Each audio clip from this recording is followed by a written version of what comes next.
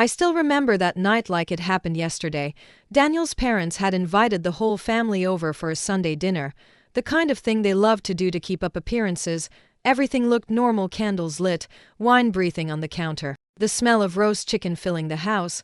I had been in that dining room dozens of times before, but that night the air was heavy, almost suffocating. Though I couldn't put my finger on why, we had just raised our glasses when Lily, Daniel's so-called little sister, stood up. She had that shy smile plastered on her face, the same one she used whenever she wanted attention, and then she said it like it was nothing, like she wasn't about to tear my whole life apart. "I'm pregnant," she announced, her voice trembling just enough to sound innocent. Then she added, with a glance at me that made my stomach turn, "It's Daniel's. I should thank Emily for being so understanding and giving me the chance to finally be a mother." For a second, I thought I'd misheard, maybe I had too much wine. But then I saw Daniel's parents' faces light up, pure delight flooding their eyes, and I snapped. I threw my glass of wine straight at her, red streaks running down her perfect dress. "Say that again," I said, my voice shaking with rage. Daniel jumped in immediately, like always, trying to smooth things over. "Emily, don't be upset. She's joking. Lily's always joking, right, Lily? Tell her you didn't mean it." But I could see it in her eyes, this wasn't a joke, not even close. His parents jumped in too, stumbling over each other with excuses. His mom clutched her pearls and said, "Emily, don't take it so seriously. Lily's been spoiled since she was a child. We always teased that she and Daniel were like childhood sweethearts. She grew up calling us mom and dad. It's just a silly family thing." Silly, that word burned through me. Daniel laughed lightly. Like this was all just a misunderstanding at my expense. He told the story of how Lily used to crawl into his bed when they were kids, how she would play dress up and call him her groom. His tone was casual. But he reached across the table to hand Lily a napkin, his fingers brushing hers a second too long. "See," he said, smiling like nothing was wrong. "She doesn't know when to stop with these jokes. Lily, apologize." She looked at me, eyes glassy, lips trembling, and whispered, "I'm sorry, Emily. I didn't mean it." But her purse sat open on the floor, and I saw it, just a corner of paper peeking out, a medical form, with the hospital's red stamp. She wasn't lying, so I smiled.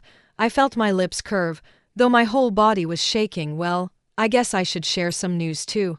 I'm pregnant as well." The whole table froze. Daniel's jaw dropped, his face draining of color. "What? That's impossible. When? Why didn't you tell me?" I tilted my head, pretending to think. "Because the baby isn't yours, Daniel. Why would I tell you?" The glass in his hand shattered against the table. His rage was instant, explosive. "You cheated on me?" I wiped his wine from my cheek and laughed, bitter and sharp. "What's wrong? You can't take a joke? You were fine when Lily made one." His hand clamped around my wrist like a vice. "We're going to the hospital. Right now, we're getting this checked." I yanked my arm free. My voice was like ice. "See, you can't handle betrayal, but you expect me to live with it." The room fell silent, everyone staring, no one daring to breathe, and in that silence, I realized something. I was done. I had spent 2 years swallowing every insult, every little humiliation, all in the name of family harmony. But that night, something broke inside me.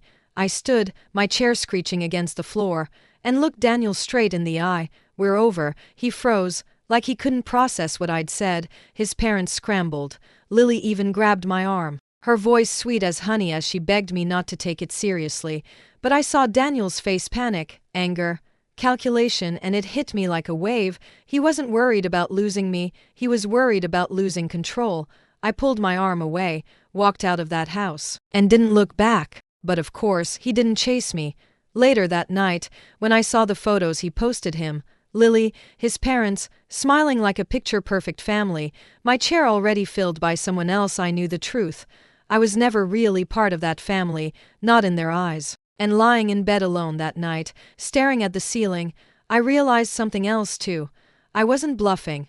I really was pregnant. For the next 2 days, Daniel and I barely spoke. He left early for work, came back late, like nothing had happened. He even kissed my forehead one morning, murmuring "Goodbye, honey," as if Sunday's blow-up had never taken place. It made me sick. We moved around the house like strangers. He ordered the same takeout every night, never once noticing I picked at my food, never remembering that I hated onions and ginger. If I didn't say it out loud, He wouldn't notice anything. The silence between us grew heavier, colder. I wanted him to say something, anything. I wanted him to fight for me, to beg, to apologize, but he didn't. He acted like pretending was easier, like if we never spoke of it again, the truth would vanish. Then one night, close to midnight, his phone rang. He grabbed his coat, muttered something about an urgent work call, and ran out. He was so rattled. He didn't even close his laptop. I shouldn't have looked. I know that, but something in me pushed me toward that glowing screen. The chat window was still open. Pinned to the top was a name, Princess Lily. My stomach twisted as I clicked. Her messages popped up one after another. A picture of a hospital chart. Her words burned through me. I fell. Daniel, the baby, what if I lose it? Please come. And his reply, almost instant. Don't worry. I'm on my way. You've always been careless, but now you have to think about the baby. I'll take care of you. My vision blurred with tears, but I kept scrolling. Her. You're so strict with me. I'll tell the baby you're a mean daddy. Him. Then I'll just have to prove to both of you that I'm not. You're my princess. You know you're different. Different. That word gutted me. The tears came fast, unstoppable, blurring every word. I pressed my hands over my mouth to keep from screaming. My chest ached like something inside was cracking open. I had given him everything, my love, my loyalty, even my career. I'd left a promotion behind because he wanted a baby, because I wanted to build a family with him. I'd been patient through 2 years of pressure, questions, disappointment, and now that I was finally pregnant, carrying the child we had prayed for, he was sneaking off to hold her hand in a hospital bed. My phone buzzed on the table. A message from him. Emergency at work. Out of town for a few days. Take care of yourself. I stared at those words, bile rising in my throat. He was lying, even now, even in the face of everything. He couldn't give me the truth. That night, I packed away our wedding photo, the one where Lily had laughed about Daniel choosing the same dress she'd once wanted. I couldn't even look at it without shaking. And then I did something I never thought I would. I called Rachel, my old law school friend, the one who'd always been blunt, always told me the truth even when it hurt. Rachel, I whispered into the phone, my voice shaking. I need you to draft a divorce agreement. Make it clear he's at fault, he cheated. I want him out. Silence hung on the line for a moment. Then her voice came steady, calm. I'll take care of it, Emily. Are you safe right now? The tears came harder. No one had asked me that in weeks. The next morning, I walked into St. Mary's Hospital, clutching paperwork in my trembling hands. I had waited for this baby for 2 years, but the thought of raising a child in that house, in that family, it broke me. I signed the form with numb fingers. My heart whispered apologies to the little life inside me. Don't blame me, sweetheart. I whispered, you deserve better than this.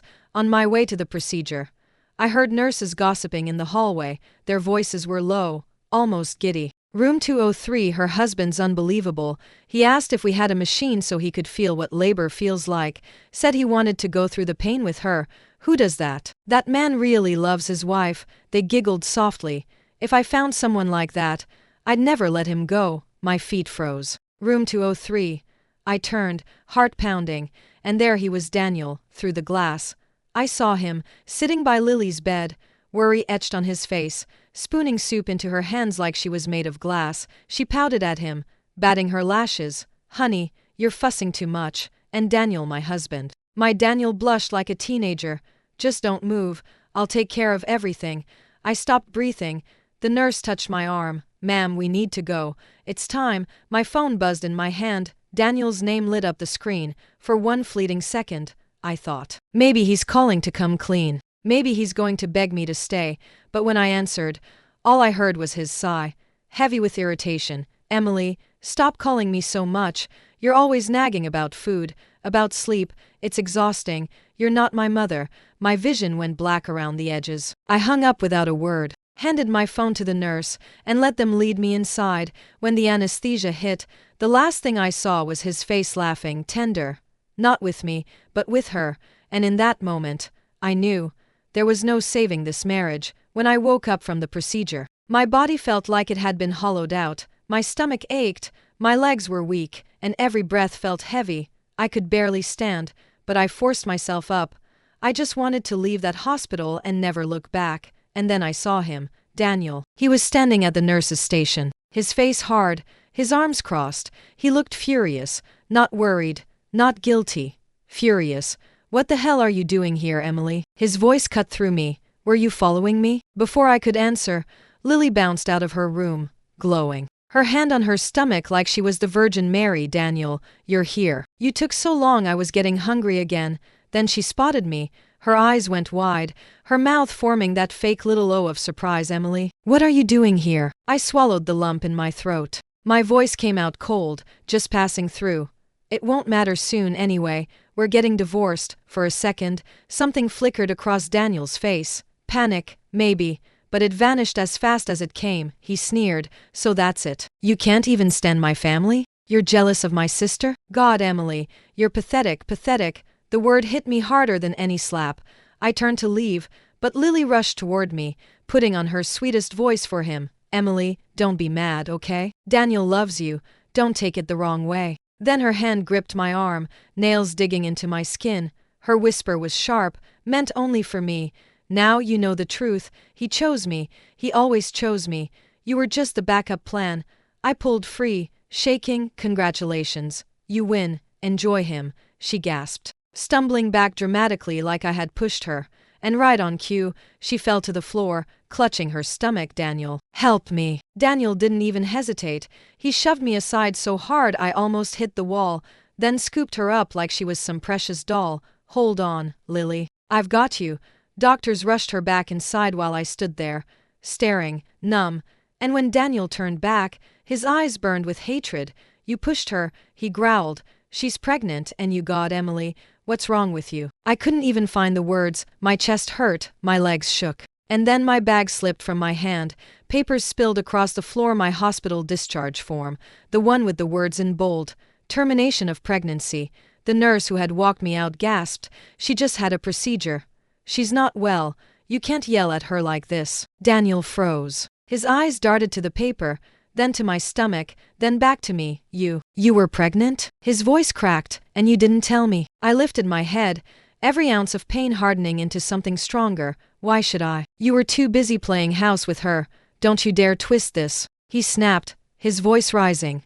"What about the baby? Was it even mine? Or was it from that stranger you joked about at dinner? Tell me, Emily, was it mine?" And right there, I laughed. I couldn't help it. It was raw, ugly, but it poured out of me, even now. "You care more about your pride than about me." I was bleeding out, alone, and all you care about is whether you look like a fool. He lunged forward, grabbing my wrist so tight I thought the bones would snap. "Answer me." A woman nearby, an older lady, stepped in and slapped his arm away. "What kind of man are you? She just lost a baby and you're screaming at her? Shame on you." Others chimed in, voices rising in outrage, but Daniel only glared at me, his eyes wild. "You humiliated me, Emily. You've ruined everything." I straightened my back, ignoring the pain tearing through me. "No, Daniel, you ruined everything. The day you decided Lily mattered more than your wife." He opened his mouth, but I didn't wait. I walked away, every step heavy but certain. At home, the silence wrapped around me. But this time it didn't suffocate me. I packed up our photos, folded away the life I had tried so hard to build, and I sent him one final message. "The papers are signed. I'll see you in court." And for the first time in months, I slept through the night. The court date came faster than I expected. Maybe it was because Rachel, my lawyer, knew me too well. She didn't let me hesitate, didn't give me room to second guess. Daniel sat across from me, his head bowed, his tie crooked like he hadn't slept. He didn't look at me, he just stared at the table, hands clenched into fists. The judge asked if I wanted to explain my case. I didn't hesitate. I handed over the hospital records, the chat logs Rachel had pulled from his computer, the photos from that night where his sister sat at his side like the wife he wanted. My voice was steady, almost detached. "Your Honor, my husband violated our vows. He betrayed me with someone who lived under the same roof, someone he claimed was his family. I asked the court to recognize his fault in this marriage and grant me a divorce." The judge studied the papers, then looked at Daniel. "Do you contest this?" For a long moment, he said nothing. His lips moved, like words were trapped inside, but he stayed silent. Finally, he whispered, "No." The gavel came down with a sharp crack. Just like that, 2 years of my life ended with a single sound when we walked out. Daniel finally lifted his eyes to mine. They were bloodshot, Desperate, Emily, please. We can fix this. I'll end it with her. I cut him off. It's too late. His mouth opened, but nothing came. He looked like a man drowning, grasping for something already gone. That night, I packed the last of my things. For once, I didn't cry. My hands were steady, my heart quiet.